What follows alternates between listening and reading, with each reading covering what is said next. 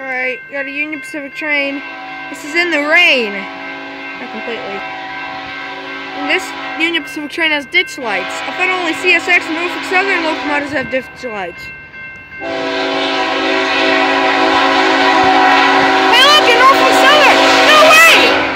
It is an HLCX!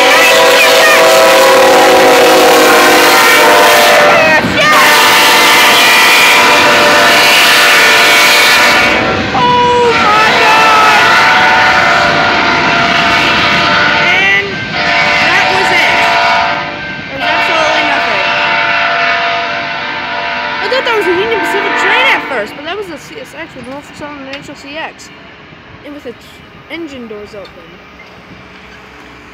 I'm going to pause the video right now because there's another train coming. Can't see it, but yeah, and that must have been a local train that passed.